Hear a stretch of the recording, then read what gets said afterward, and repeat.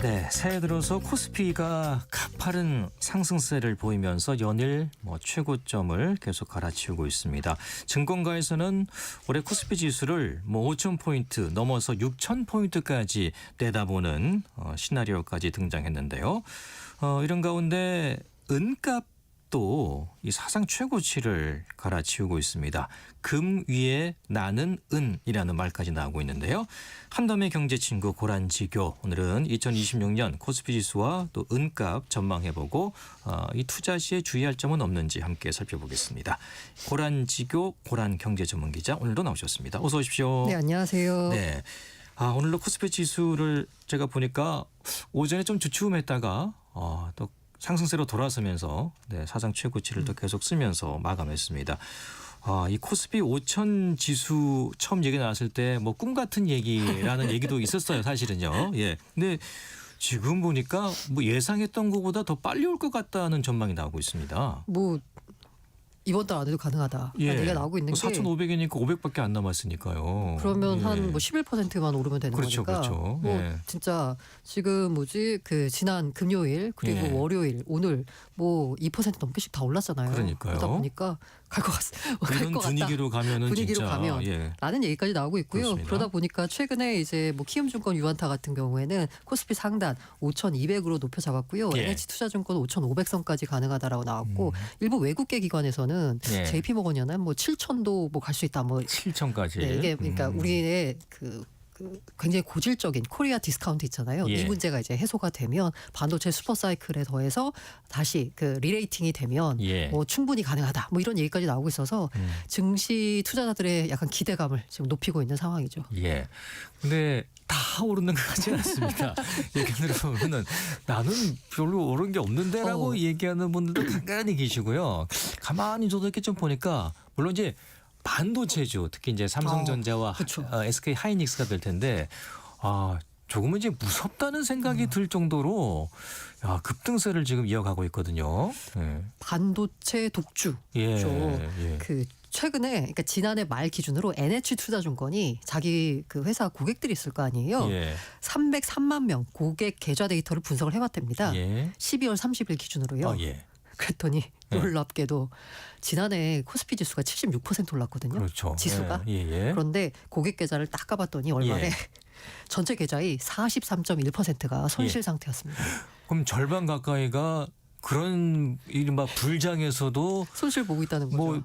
손실급을 봤다는 거는 그죠. 네. 예. 그러니까 내 계좌는 마이너스다. 이게 손실이 그러니까 올해 새로 투자를 해서 손실 봤다라기보다는 옛날에 투자한 종목들이 여전히 그냥 계속 들고 있는 거예요. 안 팔고. 예를 들면 대표적으로 카카오 이런 거 옛날에 한창 동학개미 운동 일고 이럴 때 카카오 주식이 한때 수십만 원까지 잘 나갔었죠. 적이 있었죠. 잘 나갔으나 지금과 같은 코스피 지수가 76% 오르는 올해 같은 상황에서도 정고점 회복 못했습니다. 그렇죠. 여전히 마이너스 상태예요. 이렇게 이제 지금 새로 투자를 해가지고 손실을 봤다라기보다는 옛날에 투자했던 종목들이 증시가 회복이 안 되고 있다. 맞아요. 회복이 안 되고 있다. 사실 이제 반도체주를 내가 가지고 있지 않다면은 큰 재미를 못 볼 수도 있는 장이거든요. 예. 그래서 아마 왜 지수는 오르는데 내 계좌는 이럴까? 이게 그냥 위로의 말씀드리자면 당신만 그런 거 아닙니다. 예. 약간 많은 사람들이 그런 경우가 있습니다. 그래서 이제 반도체의 이른바 이제 주도주에 올라타야지 이런 불장을 즐길 수가 있다. 라는 얘기들을 하고 있죠, 전문가들은. 저도 쭉 살펴보니까 반도체주가 중심이 돼서 이끌고 있고 그리고 조선주나 제약 관련주도 최근에 좀 괜찮은 것 같고요. 이게 코스피 말고 코스닥 같은 경우에 사실 지난해 상승률이 거의 절반 수준이었어요. 원래 보면 이렇게 불장이라고 하면 사실 코스닥이 좀 몸집이 가볍잖아요. 그래서 이제 몸집이 가벼운 종목들은 하루에도 몇십 % 오르고 그렇죠. 이러거든요. 그런데 최근에는 그 무거운 시총에 800조가 넘는 시총에 삼성전자가 8%씩 오르는 그런 상황이잖아요. 이런 경우는 좀 흔치 않잖아요. 맞아요. 코스닥이 상대적으로 좀 부진했었는데 코스닥이 지난해 연말부터 좀 힘을 내기 시작했습니다. 그때 나왔던 게 뭐냐면 정부 정부가 코스닥 시장 활성화 대책을 내놓는다라는 거였어요. 네. 소문만 났지 아직까지 나오진 않았고요. 아마 이달 중이나 다음 달에 나올 거다라고 이제 예상을 하고 있는데 네. 코스닥 시장 활성화 대책을 내놓으면 좋은 게 뭐가 있냐? 이 연기금들이 사실 투자할 때 아무래도 조금 약간 개인 투자자 위주의 코스닥보다는 코스피 종목 위주의 투자를 많이 합니다. 예. 아무래도 기업 덩치가 또 코스피는 좀 되는데 코스닥은 좀 작잖아요. 그러면 기관들이 이게 문제가 있어요. 이게 너무 덩치가 작은 종목을 사게 되잖아요. 그러면 자기가 사면서 자기가 가격을 올리게 되는 거예요. 자기가 팔면서 자기가 가격을 떨어뜨리고. 그래서 그러니까 투자가 좀 쉽지가 않은 경향이 있어요. 예. 게다가 변동성도 크다 보니까 조금 투자를 조금 뭐 이렇게 조금 적극적으로 하진 않는데 만약에 정부가 코스닥 시장 활성화 대책을 내놓는다라고 하면 거기에 코스닥 펀드가 따로 만들어져요.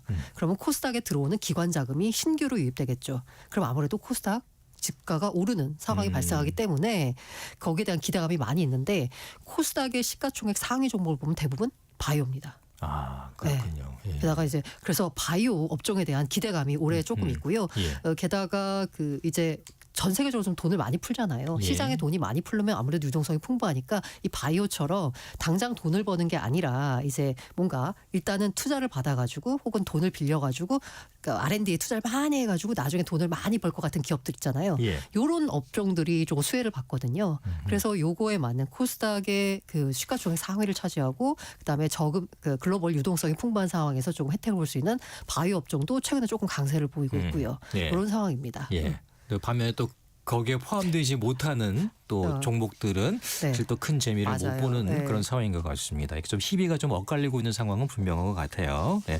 자, 그렇다 보니까 이제 과연 그러면 이 주식시장, 지금과 같은 주식시장에서 개인 투자자들은 어떻게 해야 될 것인가 좀 고민이 커질 수밖에 없습니다. 네. 이미 많이 올라서 들어가기 좀 부담스러운데 신규 투자하기는 부담스러운데 라고 생각도 있다가 그렇죠. 근데 또 사실 이런 생각 든 게 작년부터 계속 맞아요, 들었거든요. 맞아요. 지나다 보니까 아이고 작년에 했었어야 되는데 또 후회가 남잖아요. 네네. 야, 이거 뭐 어떻게 해야 될지 참 이게 진짜 어려운 것 같아요. 이거 너무 어려운 문제라서 예. 제가 뭐라고 드릴 말씀은 없는데 예. 일단 이 불장의 필승 투자법 해가지고 이렇게 많이 나오는 얘기가 예. 그 왜 증시 격언을 보면 되게 약간 모순되는 말들이 많아요. 그래요? 뭐 소외주에 주목하라라고 하는데 뭐 달리는 말에 올라타라 뭐 이런 예. 얘기를 하고 있고 그다음에 뭐 물타기 하면 안 된다라고 하는데 예. 뭐 저평 그 쌀 때 사라 뭐 하여간 되게 약간 여러 가지 엇갈리는 뭐. 말들이 많거든요. 투자의 원칙 손해 보지 말라. 누구 손해 보기 싫어서 안 봅니까? 예. 그런데 어쨌든 예. 이 불장 필승 투자법이 그러니까 시장이 막 어느 정도로 이렇게 강한 탄력 흐름을 가고 그다음에 주도주가 딱 보이는 상황이잖아요. 이럴 네. 때는 소외주를 찾기보다는 오히려 그냥 주도주에 올라타는 게 반도체주 맞아요. 위주가 네, 되겠죠. 네, 그렇죠. 예. 게다가 이게 그 지난해하고 올해가 좀 상황이 다른 게 뭐냐면 지난해에는 실적이 좋을 거야. 왜냐하면 AI 인프라 투자가 어마어마하게 일고 있으니까 예. 뭐 뭘 만들고 어쨌든 거기 반도체가 들어가잖아요. 예. 그러다 보니까 삼성전자, SK하이닉스가 실적이 좋아질 거야라는 기대감이었어요. 예. 그럼 올해는 뭐냐? 진짜 좋아졌다가 나와야 되는 거예요. 그렇죠. 실적을 주목해야겠습니다. 맞아요. 그래서 기대감보다는 실제로 실적이 나와줘야지 이제 야 이렇게 많이 올랐는데 또 오르겠어? 라는 게 주가가 설명이 돼요. 예. 그래서 만약에 지금 현재 시장에서 기대하는 실적대로 나온다라고 하면 사실 삼성전자, SK하이닉스가 글로벌 비슷한 기업들하고 비교해봐도 비싼 게 아니에요. 오히려 예, 저평가됐다라고 해요. 왜 주가가 비싼지 싼지를 나타내게 퍼 지표가 있으면 PER. 네, 그게 이제 미국의 마이크론이라는 회사보다 SK하이닉스가 거의 예. 심하게 저평가된 상황이에요. 예. 그런데 제가 아까 전제 조건이 실적이 기대한 만큼 나와줘야 된다라고 했잖아요. 예. 근데 실적 기대감이 지금 어마어마합니다. 예. 삼성전자는 한 130조 영업이익. 130조 네. 영업이익이요. 네. 매출이 아니고 영업이익이 이익이. 시티은행에서 얼마 전에 보고서를 냈는데 여기는 예. 충격적이게도 삼성전자가 올해 영업이익 155조, 155조. 네네. 예. SK하이닉스 뭐 90조, 어마어마하네요. 100조 이렇게 부르고 예. 있어요. 둘이 합쳐서 250조 번다는 얘기예요. 예. 이렇게 돈을 많이 버니까 당연히 주가는 오를 수밖에 없겠죠. 그렇죠. 그런데 만약에 이 실적이 안 나온다? 그러면 주가가 설명이 안 됩니다. 예. 근데 요걸 조심하셔야 돼요. 주도주에 올라타는데 야, 나 이제 삼성전자 샀다라고 해서 야, 이제 갈 거야라고 하는 게 아니라 삼성전자가 실적이 제대로 나오고 있는지를 봐야 되는 거예요. 근데 실적이라고 하는 건 사실 실적 발표할 때 그때 알 수 있는 거잖아요. 그렇죠. 그런데 그게 아니라 실적이 좋을 것 같다라는 걸 알 수 있는 뉴스들이 막 나옵니다. 예. 그걸 좀 짐작할 수 있는. 지금 많이 나오고 있어요. 대표적으로 최근에 나왔던 뉴스 중에 이게 완전 D램 시장이 이제 그 삼성전자, SK 하이닉스 입장에서는 비싼 거 팔아야지 돈을 많이 벌잖아요. 그러다 보니까 HBM 만드느라고 전통 D램은 자꾸 줄이는 거예요, 라인을. 예. 근데 지금 현재 AI 수요가 이제 D램도 필요한 상황으로 돼버렸거든요. 예. 그러다 보니까 이 D램 가격이 점점점 올라가면서 아예 그냥 그 공급 자체가 딸리는 거예요. 수요처는 많은데. 예. 그러다 보니까 최근에 나온 뉴스가 뭐가 있냐면 제가 아까 실적이 잘 나올 거다를 짐작할 수 있는 뉴스들을 볼 수 있다라는 말씀드렸잖아요.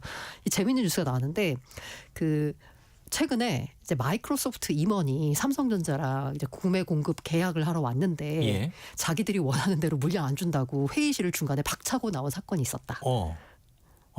삼성 마이크로소프트가 와서 달라 그러는데 예. 삼성전자가 우리 그 정도 물량 없어요. 라고 하니까 중간에 회의실 박차고 왜 안 주는 거야? 맞아요. 이야. 이런 뉴스가 나올 정도로 예. 이제 그 공급자 위주 시장이라는 거죠. 그 정도라는 겁니다. 네, 이게 뭐 맞아요. 사실인지 아닌지 그리고 모르겠습니다. 또 재미있는 일이 뭐가 있었냐면 그 반도체 공장들 주변에 있는 그 호텔들 있잖아요. 거기에 외국인 그 구매 담당자들이 예. 와가지고 한 달씩 막 이렇게 끊는데요. 이른바 이제 보따리 장사들이 와서 반도체를 사기 반도체 위해서. 어쨌든 뭐라고 뻗치기라도 하고 이러면 어쨌든 더 받아갈 예. 수 있으니까 그 사람 입장에서는 그걸 많이 받아가는 게 자기의 미션이니까요. 예. 이런 일들이 막 벌어지고 있고 최근에 또 벌어진 건 그 지난 분기보다 이번 분기에 D램 값을 60에서 70% 올리겠다라고 이 자기들 구매처에다가 통보를 했다는 거예요. 예.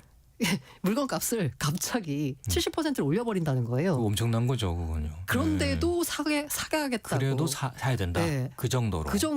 이런 걸 이제 여러 가지 뉴스를 종합을 해보면 예. 실적 진짜 잘 나오겠네? 를 예. 예상할 수 있는 거죠. 그래서 이런 뉴스를 종합해서 연말에 막 나왔었거든요. 그러다 보니까 삼성전자 주가가 금요일, 월요일 진짜 오늘도 주춤하다가 이 정도면 좀 많이 오른 거 아니야라고 오전엔 좀 주춤하다가 차익 실현 매물인 맞아요. 것 같다라고 얘기했죠. 맞아요. 그러니까 오후 됐는데 아니야 그래도 더 갈 거야 이러면서 사자세가 들어오니까 개인들이 또 많이 샀더라고요. 맞아요. 그러니까 주가가 계속 가는 거죠. 예.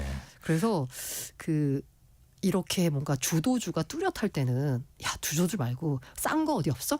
지금까지 안 오른 거? 그렇죠. 안 오른 그걸 거 찾게 되죠. 계속 안 올라요. 안 오르더라고요.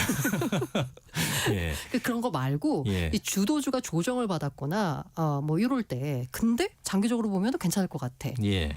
아니면 약간 아까 말한 차익 실현이나 요거 아니면 외국인들이 뭔가 있어가지고 매물 팔 때 그럴 때 약간 조정 받을 때 오히려 그런 걸 사는 게 맞지. 알겠습니다. 네. 예. 아무튼 저희가 뭐 절대 매매를 권유한다고 건 절대 아닙니다. 아닙니다. 예, 다시 한번 말씀드리고요. 예. 시장에서는 좋은 흐름은 분명히 나오고 있다는 건 사실이고. 하지만 아까 말씀드려도 경계는 해야 된다. 맞아요. 그렇습니다. 그냥 가만히 계시면 안 돼요. 계속 그렇습니다. 실적을 확인하셔야 돼요. 예. 그러니까 신중하게 맞아요. 하셔야 된다는 걸 다시 한번 강조를 드리겠습니다. 예. 자, 은 얘기도 좀 해보겠습니다. 요즘 은값이 엄청 오르고 있다면서요. 야, 은이야말로 왜 이렇게 오릅니까 은값이? 근데 금은 이미 얘기가 나오고, 예, 은은 뭐 금값 이상 올랐다는 얘기도 있고, 뭐 지금 상황이 어떤가요? 뭐 은은 예. 뭐 난리가 났습니다. 네. 일단 첫 번째로 보자면 이 은이 최근에 좀 강세를 보이는 이유가 일단 은은 귀금속이에요. 예. 근데 금과 달리 요거는 또 핵심 산업 자재이기도 합니다. 원자재이기도 해요. 은은 그 경우에는. 예. 그래서 일단 첫 번째로 보자면 공급 쇼크가 있습니다. 은의 경우. 아, 그래요? 세계 최대 은 정제국이 바로 중국이에요. 예. 그런데 올해 1월 1일부터 은 수출 제한 정책을 펴기로 했습니다. 그렇다면서요? 네. 맞아요. 세계 은 공급의 약 60에서 70%를 중국이 차지하고 있거든요. 예. 여기를 만약에 잠가버린다? 거의 뭐 히토류처럼 또 맞아요. 제약을 하는 거네요. 글로벌 실물 은 시장에 폭발적인 타격을 줄 수 있죠. 예. 그리고 이게 은이 귀금속이기도 하지만 핵심적인 산업 원자재라는 말씀드렸잖아요. 예.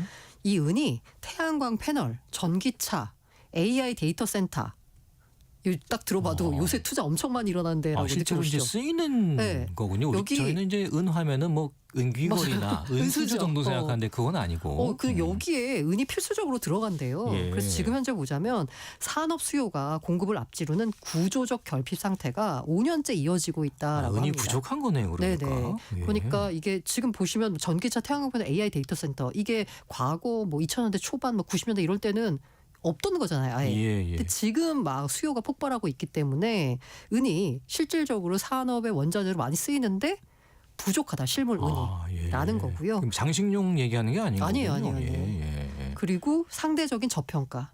금과 은의 비율이 있거든요. 예. 이 비율이 역사적으로 뭐 70인가 뭐 이렇게 역사적 비율이 있는데 그간 금값만 오르고 은은 안 오르면서 은은 최근에 올랐어요. 예. 은은 안 오르면서 이 비율 자체가 상대적으로 은이 저평가됐대요. 그래서 지금 현재 이렇게 올라오고 있는 은도 같이 오르고 있는 상황입니다. 예. 실제로 뭐 얼마나 올랐습니까? 가장 쉽게 뭐 저도 아이 낳고 이제 은수저 이렇게 선물로 받고 막 그러잖아요. 뭐 그거 기준으로 봐도 될까요? 좀 쉽게 설명하면 얼마나 올랐습니까 지금? 뭐 지난 한 해 동안 은값이 150% 올랐고요. 150%? 네. 이게 1월 현재 지금 현재 보니까 지금 현재 70에서 80달러 여기서 왔다 갔다 하고 있어요. 70에서 80달러? 네. 예. 70, 얼마 78달러? 단위가 뭡니까? 온스당. 온스당. 네. 예, 온스당. 80년 이후 최고치를 경신 중에 있습니다. 근데 제가 여기서 80년 이후 최고치라고 말씀드렸잖아요. 예. 은 투자할 때 조심해야 될 게 변동성이거든요. 예. 자, 80년이면 지금부터 몇 년 전인가요? 한참 됐잖아요. 거의 뭐 45년 전? 그죠. 예. 80년에 기록한 최고치를 이제 와서야 경신했다는 거예요. 아, 그 말 들으니까 좀 아, 그래요? 네네. 아, 그동안 그럼 계속 밑에 있었다는 얘기잖아요. 네, 맞아요. 그래요? 근데 이때 약간 뭔가 투기 세력이 붙으면서 은값이 좀 치솟았던 그런 경향이 당시에. 있는데. 예. 그래서 이걸 보면서 제가 그 은투자 하시는 분들한테는 네. 이 말씀 항상 드려요. 야, 그 전에 최고점이 언제인지 알아? 전고점이 45년 전이다. 그걸 생각하면 지금 만약에 잘못해서 물리면 또 40년을 기다려야 될 수 있잖아요. 그러네요. 네. 그러나 물론 지금은 조금 구조가 달라졌습니다. 아까 말씀드린 대로 80년대는 없던 산업 수요. 아, 그때하고 또 분위기가 많이 다르군요. 그건 다른 게 있어서 예. 지금 전문가들은 구조적으로 상승 국면에 있다라고 평가는 해요. 예. 다만 은은 말씀드린 대로 변동성이 너무 큽니다. 그래서 오를 때는 무섭게 오르지만 내릴 때도 급락할 수가 있는 또 거죠. 금하고는 약간 다른 측면이 금은 안전자산인데요. 예. 은은 안전자산은 아니에요. 안전자산으로는 취급 안 하는군요. 보기에 좀 은은. 변동성이 훨씬 커요. 아, 예. 게다가 가격 자체도 금은 뭐 온수당 4,400달러 뭐 이렇게 되는데 예. 금은 70달러, 80달러니까 이게 아무래도 좀 가벼운 게 좀 그 등락폭이 클 수 있잖아요. 예. 그래서 지금 아까 말씀드린 대로 이게 그러면은 지난 뭐 80년처럼 급락할 거냐라고 보면 아니다. 이게 구조적으로 산업에 쓰이는 소재가 되기 때문에 구조적으로 오를 거다라고 보고 있지만 예. 전문가들은 이제 변동성을 고려해서 투자를 해야 된다라는 얘기를 하고 있고요. 그리고 이제 은이나 금 같은 거 투자할 때 보면은 이게 이 중간에 수수료나 아니면은 거래 비용이 굉장히 많이 발생해요. 주식과는 다르게. 특히 이제 실물 바 같은 거를 사려고 하면 부가가치세 10% 골드바 뭐 이런 거요. 맞아요. 뭐 실버바도 있는지는 모르겠습니다. 실버바도 있습니다. 있긴 있어요. 여기도 10% 부가가치세가 붙어요. 10% 세금. 네, 거기다가 이게 바로 만드는 거잖아요. 예. 그럼 이것도 이제 일종의 세공을 하는 거잖아요. 예. 그 세공비도 붙습니다. 그렇죠. 네, 그런 식으로 이제 뭐가 많이 붙어가지고 그 약간 그러니까 샀던 가격에 바로 맞아요. 대파하면은 절대 그 값은 바로는 못 그값 받기 받는 쉽지가 거죠. 않아요. 물론 이제 은값이 올라서 대파할 때 이익을 볼 수도 있지만 곧바로 네네. 팔게 되면은 세공비라든가 뭐 세금 문제가 있기 때문에 맞아요. 이익을 볼 수는 없다는 거죠. 네, 예. 그래서 이걸 이제 장기 투자 관점에서 접근해야지 잠깐 샀다가 파는 거 이건 안 되고요. 예. 제가 그래서 한국금거래소에 갔더니 은값이 이제 우리나라 원화로 표시가 돼 있는데 예. 오늘 기준으로 내가 살 때 한돈이 3.75g이거든요. 한돈으로. 네. 예. 내가 살 때는 얼마 주고 은을 살 수 있냐면 17,940원. 17,900원. 근데 내가 팔 때는 예. 12,620원. 많이 떨어지네요. 여기 아까 부가세 10%를 살 때부터요. 팔 때 붙는 게 그 아니라. 세금 10%또 빠지고 그거 있고 그다음에 세금비 빠지고 이게 아까 말씀드린 대로 중간에 이렇게 거래 비용이 많이 든다라고 그렇죠, 했잖아요. 그렇죠. 그러니까 예. 이게 그럼 지금 요 가격만 봐도 샀다가 다음날 바로 판다?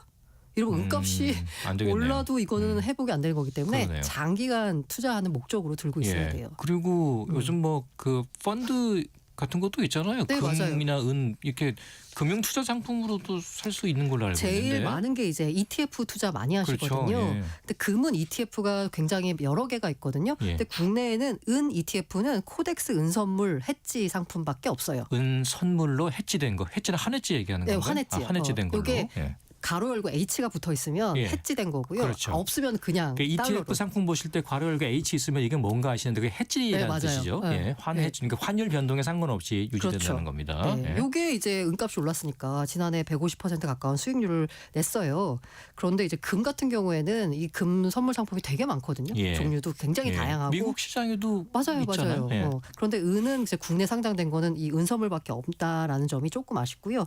ETF 투자하면 좋은 게 부가가치세 10% 없어요. 그렇죠. 게다가 소액 10,000원 내로 뭐 투자가 가능하다는 장점이 있는데 다만 매매 차익에 대해서는 배당소득세 15.4%가 부과된다는 점. 아, 이건 또 부과가 되는군요. 네네네. 예, 예, 예. 요걸 그러니까 이건 주식이 말씀드립니다. 아니기 때문에. 네네. 예.